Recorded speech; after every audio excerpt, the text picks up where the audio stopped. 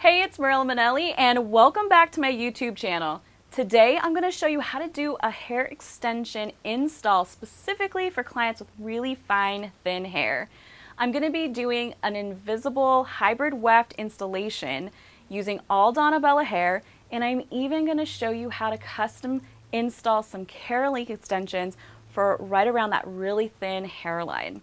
But before we get started, make sure you hit that subscribe button and turn on all notifications so you don't miss a tutorial.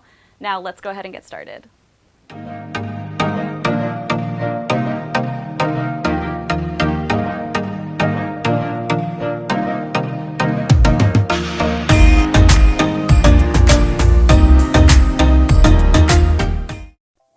As you can see, my model has really fine, thin hair with low density, and she struggles with growing her hair out.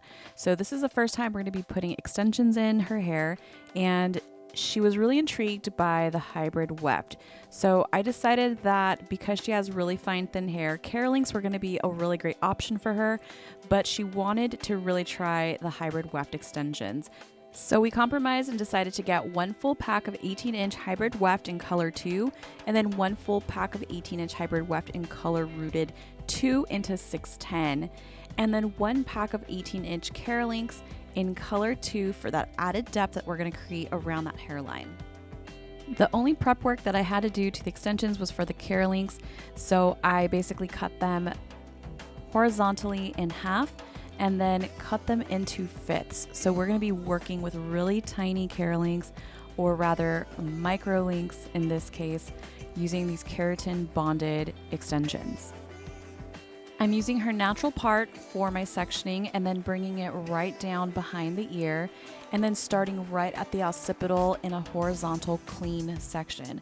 These little pink squares are called hair grippers, and they just keep the flyaways at bay as I start to do the hair extension install. Her first section is going to be right on her occipital bone, and for her hairline, because she has low density, I'm going to be going back further than my typical 2 fingers width back. So a great way to test this is put the rat tail comb right behind the section, and if you can see it, it's just a little too thin. So I'm going to be using 3 fingers width for her, and this is because she has that low density along that hairline. So just make sure you're double checking that and customizing it for each and every single client. I then clip away the side sections so that way I just have a clean working space when I get ready to install my beads. I'm using Donabella silicone beads in dark brown, and I've already pre-installed them inside of my loop tool, and that's basically what I'm using to insert the hair. So I'm going to walk you through just a couple little tips on what I like to do when installing these silicone beads specifically for hybrid wefts. For each of the bead sectionings, you're going to want to make sure that it's slightly wider than the bead itself, and you have a nice clean section. I can't stress that enough. You don't want to have any flyaways or little baby hairs pulling or snagging, and it's always good practice to make sure you're asking your client as you're installing how they're feeling. If there's any moment where it starts to feel a little uncomfortable for your client, you want to make sure to adjust the bead before you do the install. Once you loop the hair through the bead, you're then going to guide the bead right on up with your Lux tool. And this is something that really helped me understand how to lay the section nice and flat. You don't want the bead or the hair to be extending outside of the scalp, so you want it to lay nice and flat to the head. So the way to do this is to pull the hair completely down and flat against the head, and then when you insert your Lux tool, you're going to push the bead up pretty closely and then turn the tool towards you so that it's horizontal and laying flat against the head, and then simply press down in the center and then on each side. You're going to want to make sure that each of your beads are lining up at the same level and elevation as the next. And the way that you're going to do this is by your body position, as well as the technique that you're using to loop through the hair and secure and close that bead. If it's not quite right, you can always use that Lux tool to open up the bead again and simply readjust. Once I have all my beads installed, I then take a few photos for social media. So this is really important in building your business, especially for extensions. Clients love seeing underneath the hood of their extensions. Good practice is to make sure you have a boar bristle brush like this Donna Bella one right here and brush through the extensions as you're working. And it's also a great add-on service to send them home so that way your clients can make sure their extensions are in great shape and brushing their hair every morning and night. Now, typically you can just install the wefts right on top of these beads, but I'm going to be doing an invisible sew-in method. And what that means is I'm going to be sewing a weft underneath and on top. So in order to do that, I'm just going to take each of my sections that I created that are already beaded, and I'm going to pin them up. Make sure to pay attention to any flyaways or stray hairs if they need to be pinned up or be pulled down. The cleaner the working space, the better for you in the end. The next step is to measure out your wefts. So these are hybrid wefts, which mean they're as thin as hand tied, but they are machine bonded. So once you cut them and measure them out, they're not going to be going anywhere. Once you measure it out, you're going to clip the weft really close to those beads and make sure that you have enough clips where it's nice and secure, because you do not want this to move. So it's really imperative and can be a little tricky on your first time when doing this form of sew-in. I decided to do color 2 right on the underside, and then I did 2 rooted color 2 into 610 for the top section. And then once these are all secure, I'm going to now get it started by inserting my very first thread. I personally like to start on the 3rd bead in, and in order to get it started, I do something that's just super easy and simple. I take the thread all the way to the end, and then I simply tie a knot, and I knot it up 3 times. This is just the easiest way for me to get it started, and I know that thread's not going anywhere. Once your thread is secure, it's now time to sew in the weft. So visually you can see exactly where each of the beads are located, but I also like to use my fingers on the underside, and this is especially important when doing an invisible sew-in method, because you really can't see exactly where that underside weft is at, so that's why you want to use your hands to also feel where that thread is going through. It's also important to make sure that you're sewing on the sides of the beads. This is important because when you get ready to do her move up appointment, the thread is not going to be in the way of the bead whatsoever. It's just going to be laying onto the sides. So it's going to make for a really quick and easy move up appointment. And that way your client can reuse this hair up to those 3 times without you having to re-sew it in each and every single time. Once you get to the edge, make sure that you are securing it nice and flat, and then you're going to start working towards the interior of the hair. So this is going to give you the most security for those ends. So even though each of the beads has 1 stitch as I work towards the exterior, as I work back, they're going to have at least a minimum of 2 stitches on each side of the bead for those first 3 beads. And then now I can just continue on sewing on the left side and then the right side of each of my beads. An added tip when looping the needle through is to not go too deep with the needle. This was an important lesson the very first time I started doing sew-ins. When you push the needle a little too far deep, what happens is you're scooping up way too much hair on the underside.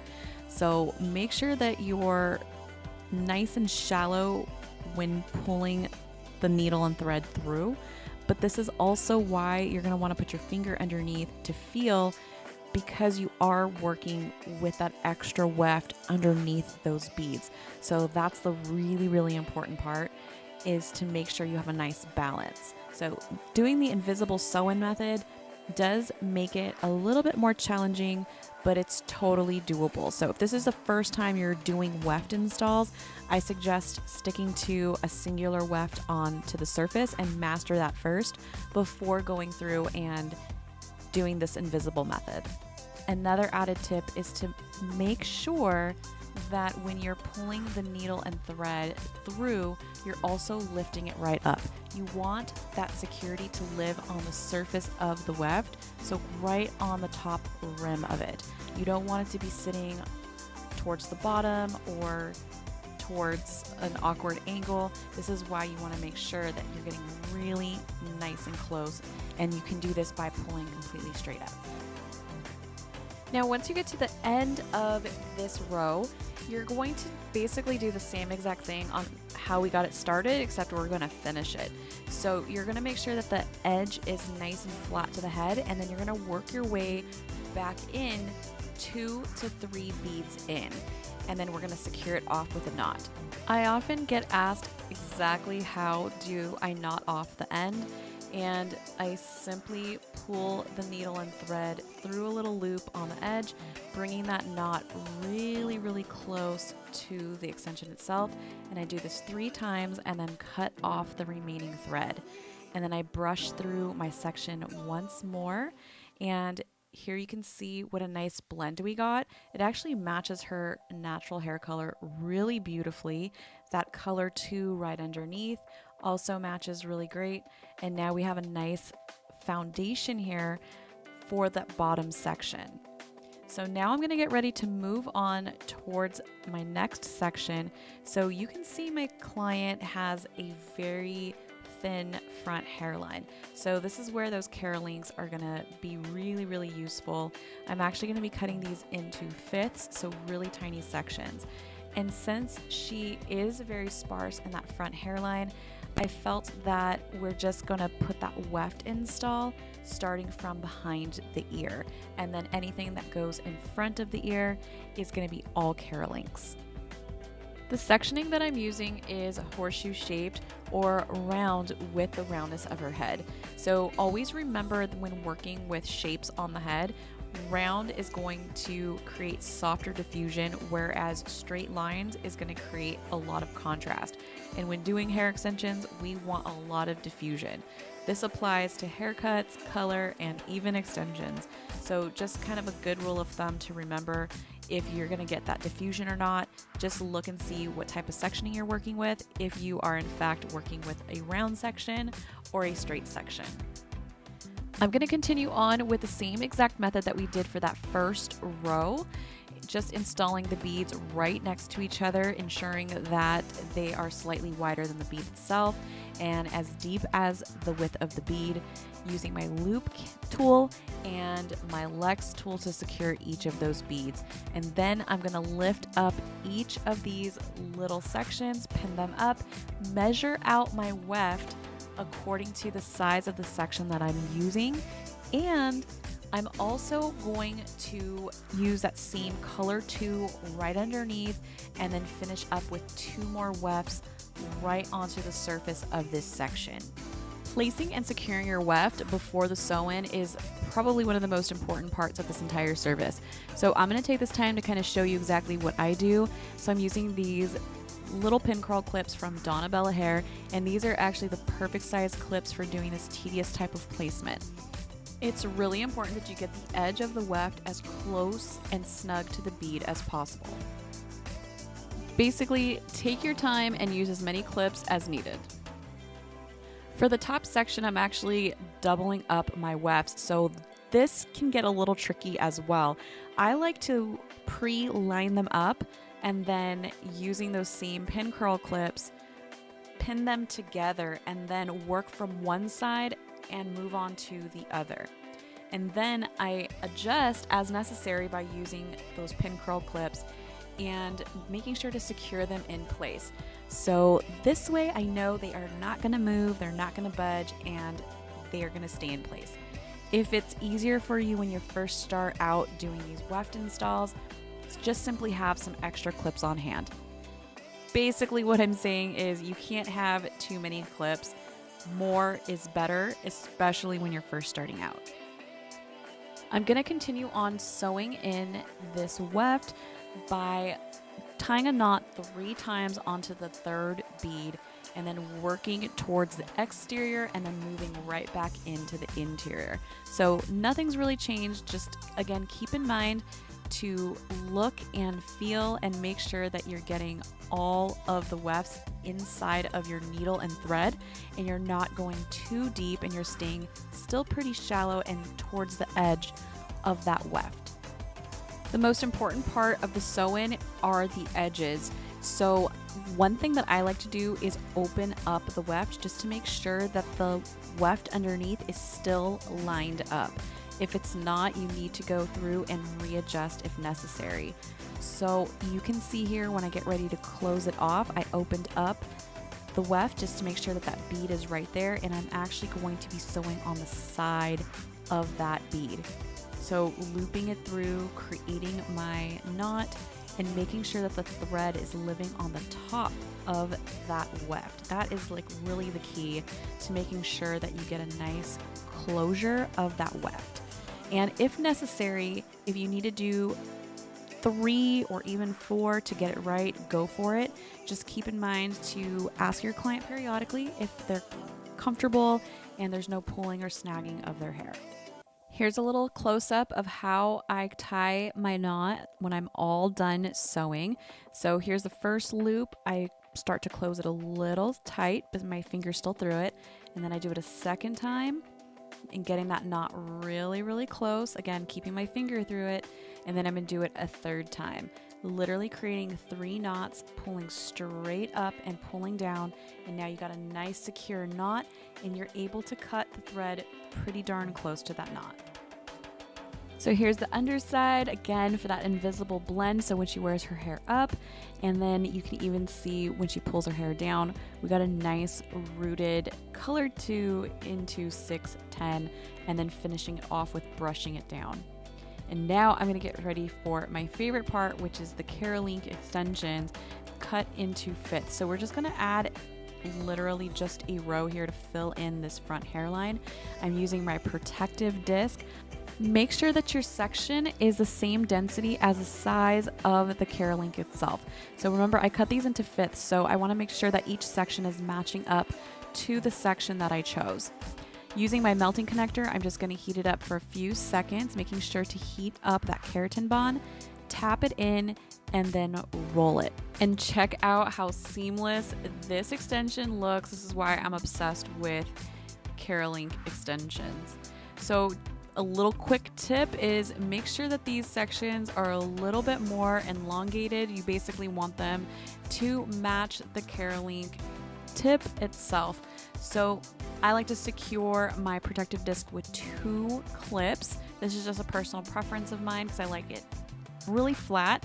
And then you're gonna bring down that opening right to the edge of where your section is at. This is gonna make sure you have a nice flat install because you don't want these ponytailing out or sticking out of the head. The amount of pieces that you put in is totally up to you. The reason why I love Kera-link so much is because they're so customizable and you are able to get pretty close to that hairline without them being visible whatsoever. So this is why I actually chose this install method for her, but she was really wanting to try those wefts early on. So this was just a great solution for that really fine hairline that she has, because taking that weft all the way to the front, it would have definitely been visible. So now I'm just gonna finish her off with a quick trim. I'm just gonna take off about a couple inches from the ends, and now I gotta blend in that blunt haircut that she has into these really beautiful hair extensions. So we're just gonna layer them up a little bit, and I personally like using a razor, mostly because it looks the most diffused and seamless. And then I'm gonna finish her off with some face framing layers and then curl her up, and then I'll see her in about 6 weeks for that move up appointment. And here's the final result of my custom hybrid weft installation along with some Kera-links specifically for clients with really fine thin hair. So just to give you a little recap, I did 2 rows of Donna Bella hybrid weft install using an invisible sew-in method, and I used 2 different colors of 18-inch color 2 and color rooted 2 into 610. And then for those custom Kera-links for added fullness around that hairline, I used Donna Bella's 18-inch Kera-links in color 2. So I really hoped you enjoyed this hair tutorial, and if you did, please give this video a thumbs up and make sure to subscribe. And comment down below what your favorite part of this entire tutorial was, and I'll be sure to respond. You can find even more free education on my website at morellaminelli.com, and you can also find me on my other social channels like Instagram, Facebook, and TikTok, all under Morella Minelli. And then finally, if you love listening to podcasts, be sure to check out my podcast called Hair B&B. It's a podcast all about your hair, beauty, and business. So that wraps up today's tutorial. Be sure to check out my other videos right here on this channel, and I will see you next time.